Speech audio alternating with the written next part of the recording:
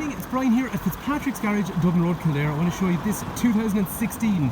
This is a Honda CRV SE NAVi, and it's also got the DASP, which is the Dynamic Safety Pack. Brian is my name. As you can see, for some reason I'm stuttering this evening. Anyway, if there's any information you want on this particular car, give me a call, text, WhatsApp, whatever suits. 086 843 1945. Fitzpatrick's Garage, Kildare Town. So we are a main Honda agent and Hyundai agent, and also Mercedes, and it's a family-run business in operation for almost 70 years. So this car, as we were saying, 1.6 ID Tech. This is the NAVi version, and it's also got dynamic safety pack, as you'll see. So when we go through the video, we'll have a drive of the car, we'll talk about all the features that are on the inside as well. So first things first, at the outside, the car looks really well this evening because it is really sunny, and this is what's called a passion red in terms of colour. So at the front of the car, what I really like on passion red is chrome. This car has a chrome pack fitted, but normally on these cars they do have these nice daytime running lights, as you can see, with double optic headlights in through there. The grille is chrome and standard from the factory. I do have a chrome grille for one of these, but I actually think it's too much on the front with the other bits and pieces, so this is a nice, just enough. Along through here, brushed aluminium looks really smart, and the front fog lights also have chrome surrounds. However, on CRVs, when you move down the side of the car, they did come standard with the chrome around the windows. But do you know what? Because it had a lower kind of section there, it just needed a bit more. So in fairness to them, they actually came out with a chrome pack. So this has had a chrome pack fitted, only small, but nice and subtle, and it really complements the colour of the car. And with the chrome pack, you also get, at the rear, a small bit more. So this chrome along here is actually standard from the factory, whereas this bottom one here, again, just complements the lower level down through there. So it looks quite well, and then it also gets a nice chrome exhaust silencer tip as well in through there. So all comes together very well. We'll have a look at that better when I swing around the car because it's so sunny. So what we'll do is we'll go for a little bit of a drive in a sec. The engine is a 1.6, 120 horsepower, but don't be fooled, 300 newton meter torque engine, averaging about 50-55 or so miles per gallon, which is about 5 litres per 100 kilometres, and road tax for the year is 200 quid. In terms of the other features on the car, parking sensor standard on the front, parking sensor standard on the rear, and in terms of the key, you can lock the car obviously and unlock it, and it actually basically leaves your lights on or off when you're walking up to the door, which is dead handy, so they're automatic. And the other thing you got is global opening and closure. So from the key you can see I can drop my windows, or similarly then if I want I can bring my windows back up and I can retract my wing mirrors. So looking at the rear of the car, as we were saying then, the chrome pack just makes it that little bit different. What I really like about CRVs is they're a little bit different than, say, all the Sportages and Tucsons and all that kind of stuff that are out there. If you want an SUV that's quite big, it's something that is not absolutely everywhere, then CRV is definitely worth considering. And what I like about this particular one is because it has a little chrome pack on the outside, it's a nice subtle modification that just makes it stand out a little bit more from every other CRV. I really love low mileage cars because they've been looked after their lives. They've not gotten any hardship. That's what I like about them. So they're great value for money. And I mean, you're getting into a car that someone's done 21,000 miles in 3 years. It's 7,000 miles a year. Nothing. So one of the first parts on the dynamic safety pack that really stands out to me is along here. This in here, as somebody comes up on your quarter panel, so you would basically see a car coming up along, and there is a point where you actually can't see them. So when they do get to that area, this lights up. And similarly, on the passenger side as well, you've got one as well, so if they're coming up on your inside, so 3-lane motorways and stuff like that, that is a really useful function. People are coming up behind you, especially at night time. Sometimes you're kind of, you know, dozing or whatever. Maybe I make myself out to be a bit of an idiot, but these are things, sometimes you're not always 100%, so that it just catches your attention as the car is coming up in the blind spot. Another part of the dynamic safety pack is speed sign recognition. Sounds like a small thing, but I tell you, as you saw there, we were going from a 60 into a 50, and it just warned us along through there. So it's within your visual field. When you're driving in the car, you look over, it's right over there, you can't miss it. It could save you a couple of championship points, because let's face it, you can be driving along thinking about, I don't know, what you're going to have for dinner tonight. You'll miss one of them signs for a sec. At least that's still in your eye line, so it's just warning you, tell you what speed zone you're in. So usually these CRVs have a reverse camera, so as we're going backwards, it will give us guidelines to tell us what direction we're moving as I turn the steering wheel. It will have these little functions in here. if I want a panoramic view, a normal view, a view that looks straight downwards. But the only thing about cameras is they can tell you what's going on straight behind you. But this, as a dynamic safety pack, actually gives you one more feature, which is along here. So if I press this button here, it's cross monitor. So actually it's going to warn me about things that I can't see. So as something's coming down the road, in this case, it's actually going to warn me. So there's a blue Corolla. See the way that actually, it picked it up. Basically the idea of this is you're reversing back out. You can't see left or right. You can see what's in the camera, you can look behind you, and even it's kind of going around the corner.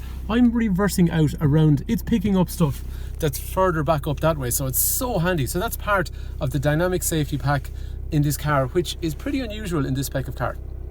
The final part of the dynamic safety pack then is lane change warning. So it basically means if you are driving along and you cross the white line onto the left or the right, whichever way it is, if you don't use your indicator, then you are going to set off an alarm. And to be fair, you shouldn't be changing lanes without using your indicators anyway, so it is doing its job properly. But if you want, you can switch it off. Very handy if you are tired and driving on a motorway and you're starting to drift a bit from left to right, so it might save your life. So let's see how the car drives. This car is a 3-year-old vehicle with what I would classify as very low mileage. Recalculating. Okay, no thanks. Anyway, get the old NAVi going there. Let's drive up the road. CRVs. 0.7 miles. Then I don't want to go anywhere. Left. Recalculating. Right, gotta get rid of that. Okay, so after a bit of messing around, X. Bye-bye, I don't want any navigation for the moment. So yeah, anyway, back to how the car drives. I would expect this car, which I can feel already, to drive very well because of the mileage. If you've never driven a CRV before, you'll really like this gear stick over here. But what I also like about CRVs, the way they drive like a car. Kind of throw them around the place a bit. So I'm going to accelerate out a third.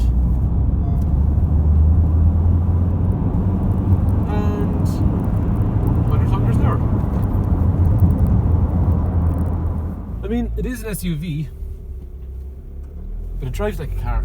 It really does. So power-wise, 120 horsepower, first gear, second gear, third gear, 100 kilometers an hour. There's 300 newton meters of torque in this engine. In terms of how they drive, they sit on the road nice, as I was saying. It feels solid, doesn't give you that kind of people worry about that sort of wavy feeling in an SUV. Drives lovely. In terms of this actual specific car, there's nothing behind us, so we're just going to use the brakes. Yep, brakes are good. Gearbox is sweet, every gear there, absolutely perfect. Steering feels good. Suspension feels good. Car's in very nice condition in terms of mechanically how it drives. So we talked about dynamic safety pack, but in general, what is the car like to sit in and what is in the car? So first of all, from a point of view, down here we have things like electrics for windows and mirrors. In over through here, then we have our lane change warning. We have parking sensors at the front over here, which are going to make noise. And similarly, when we're going backwards, when there's an object behind us, they're going to make noise as well back through there. So that's front and rear. Traction control is in through here. Econ, what that's going to do is reduce how aggressive the cruise control is and how aggressive the air conditioner is. Moving down through the center, the car is really low on diesel. That's why there's a turtle in through here.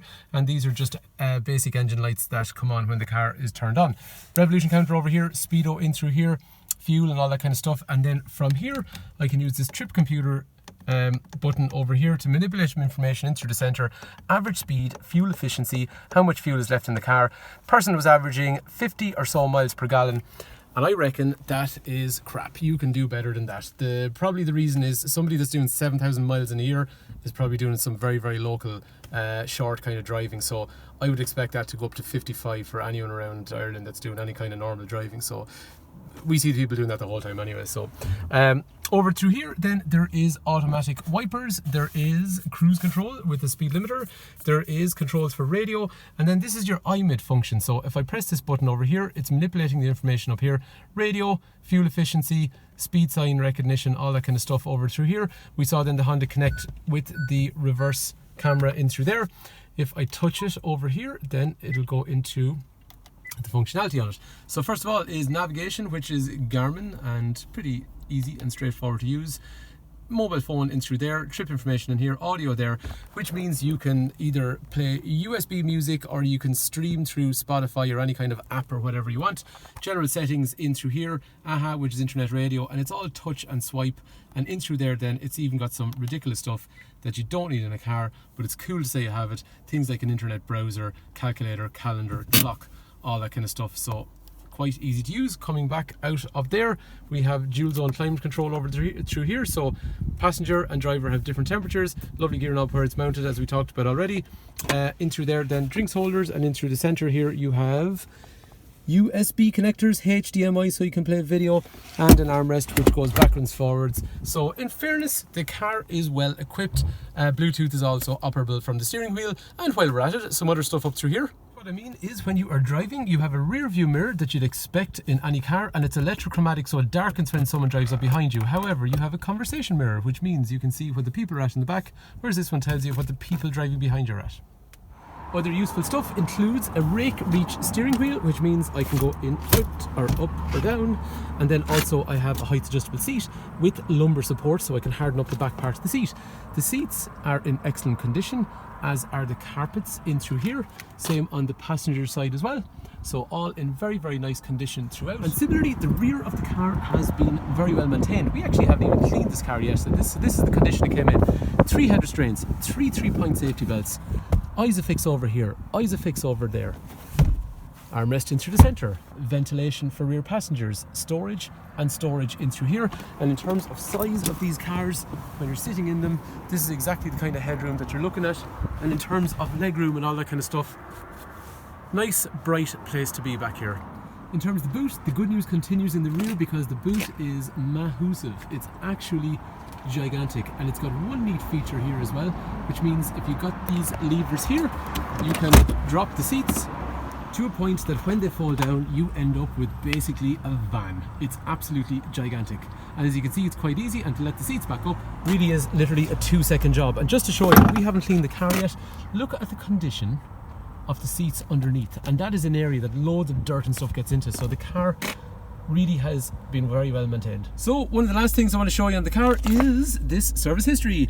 As we were saying, 7,000 miles it seemed to be the average mileage for the year. So the 2017 it had a service done, 7,000 miles, 2018 13,000 miles, and very recently at 20-odd thousand miles. The car currently has now covered 21,000 miles. So it's recently been serviced, and there is a full Honda service history, but we're going to get in our workshop and check it out anyway. So if you're looking for a CRV, something that's a little bit different like this one, because it has the dynamic safety pack, which is actually unusual. This doesn't come in the Irish cars in this grade. And the second thing is it has that nice chrome pack as well, just makes it stand out from the other ones. So we can take any trade-in, we can do finance in this car before you travel. If you want to see where you stand, give me a shout, call, text, WhatsApp 086 843 1945, and we will be happy to give you any information you need. We're going to supply the car with a warranty. So hopefully the car is of interest. Hopefully the video is useful. If you want anything else, just give me a buzz. Thanks for taking time to watch.